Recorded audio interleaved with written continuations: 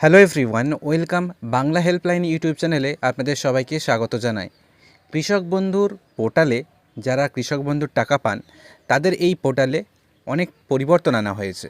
আপনারা যদি এখন স্ট্যাটাস দেখেন সেক্ষেত্রে স্ট্যাটাসে নানা রকম পরিবর্তন আনা হয়েছে।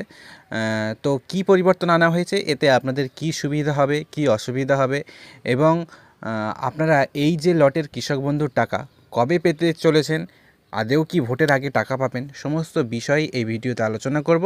ভিডিওটি অবশ্যই শেষ পর্যন্ত দেখবেন এবং ভিডিওটি যদি ইনফরমেটিভ মনে হয় অবশ্যই লাইক করবেন এবং আমাদের চ্যানেলে নতুন হলে আমাদের চ্যানেলটিকে সাবস্ক্রাইব করে রাখবেন এই ধরনের গুরুত্বপূর্ণ ভিডিও পেতে। কৃষক বন্ধুর স্ট্যাটাস দেখার জন্য আপনারা গুগলে এসে সার্চ করবেন কৃষক বন্ধু বলে, তারপরে প্রথম যে লিঙ্কটা আসবে সেই লিঙ্কে ক্লিক করবেন। তো এই লিঙ্কে ক্লিক করার পর এই ধরনের একটি পেজ ওপেন হবে। তো এখানে দেখতে পাচ্ছেন কৃষক বন্ধু সম্পর্কিত, তারপরে হচ্ছে নথিভুক্ত কৃষকের তথ্য, তারপরে হচ্ছে কৃষি বিভাগ, আদেশ, স্মারকলিপি ও বিজ্ঞপ্তি, কোঅপারেটিভ ব্যাংক এবং হেল্পলাইন।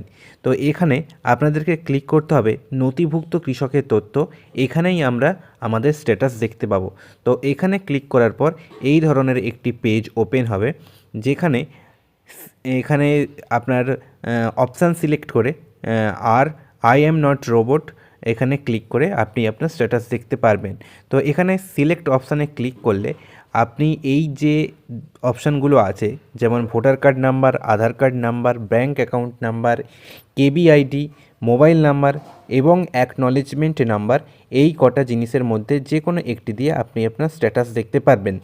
তো আমি এখানে আমার মোবাইল যে নাম্বার সেই মোবাইল নাম্বার দিয়ে স্ট্যাটাস দেখব, সেজন্য মোবাইল নাম্বার সিলেক্ট করলাম।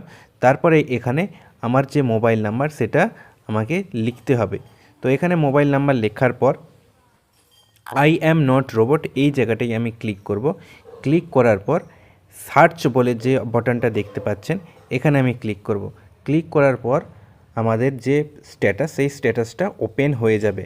তো এখানে দেখতে পাচ্ছেন যে AKDID, KBID, voter ID card number, Aadhaar card number, farmer name, district, block, গ্রাম panchayat, village, total land in acres, status আর ট্রানজ্যাকশান স্ট্যাটাস সবগুলো দেখাচ্ছে।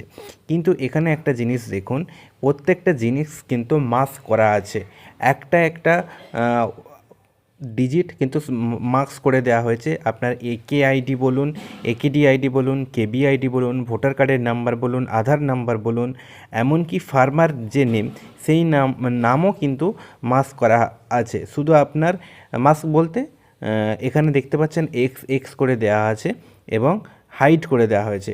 ডিস্ট্রিক্ট, ব্লক, গ্রাম পঞ্চায়েত এইগুলো কিন্তু আপনারা দেখতে পাবেন এবং ভিলেজটাও দেখতে পাবেন। টোটাল ল্যান্ড ইন একর, আপনার জমির পরিমাণটাও মার্ক করে দেওয়া আছে, হাইড করে দেওয়া আছে।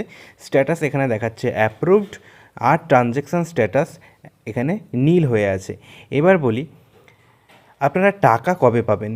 সাধারণত এই ট্রানজ্যাকশান স্ট্যাটাস যখন নীল হয়ে থাকে বা এখানে কিছু লেখা থাকে না তখন টাকা দেওয়ার একটা সম্ভাবনা থাকে। কিন্তু এই যে কৃষি দপ্তরের দায়িত্বে আমাদের মুখ্যমন্ত্রী স্বয়ং ছিলেন এবং তিনি যেহেতু পদত্যাগ করেছেন ভোটের নিয়ম অনুসারে, তাই এই মুহূর্তে ভোটের আগে আপনাদের অ্যাকাউন্টে টাকা ঢুকবে না। আশা করা যায় ভোটের পরে টাকা ঢুকবে। এবার বলি এই যে স্ট্যাটাসে যে পরিবর্তন করা হলো, এই যে মাস্ক করে দেওয়া হলো বা হাইড করে দেওয়া হলো, এতে আপনাদের সুবিধা বা অসুবিধা কী?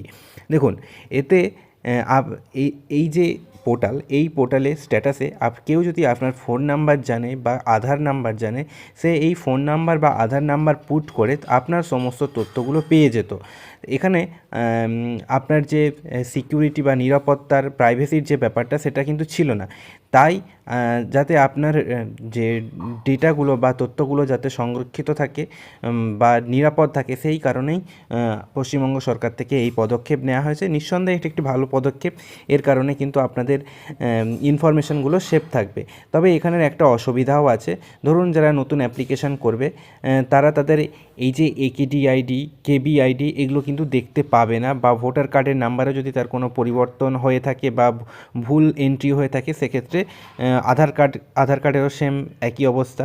তারপরে হচ্ছে এইগুলো যদি কোনো পরিবর্তন হয় বা কোনো চেঞ্জ হয়, এডিট করা হয়, সেক্ষেত্রে কিন্তু যারা নতুন অ্যাপ্লিকেশান করবে সেক্ষেত্রে তারা দেখতে পাবে না, বা এই আপনার টোটাল ল্যান্ড একর অনেক সময় হচ্ছে আপডেট করে বাড়ানো হয়, সেক্ষেত্রেও আদৌ বাড়লো কি না অনলাইন পোর্টালে সেটাও কিন্তু দেখা যাবে না। সমস্যা এটাই, তাছাড়া আর কোনো সমস্যা নেই। আর টাকা ঢোকার কথাটাও আপনাদেরকে বললাম যে যেহেতু মুখ্যমন্ত্রী পদত্যাগ করেছেন ভোটের কারণে, তাই ভোটের আগে আপনারা আর টাকা পাবেন না, ভোটের পরে নিশ্চয়ই আপনারা আপনাদের টাকা কিস্তির যে টাকা ধাপে ধাপে পেয়ে যাবেন। তো এই ছিল আজকের ভিডিওটি যদি ইনফরমেটিভ মনে হয়, ভালো লাগে অবশ্যই লাইক করবেন। আমাদের চ্যানেলে নতুন হলে আমাদের চ্যানেলটিকে সাবস্ক্রাইব করে পাশে থাকবেন এই ধরনের ইনফরমেটিভ গুরুত্বপূর্ণ ভিডিও পাওয়ার জন্য। ধন্যবাদ।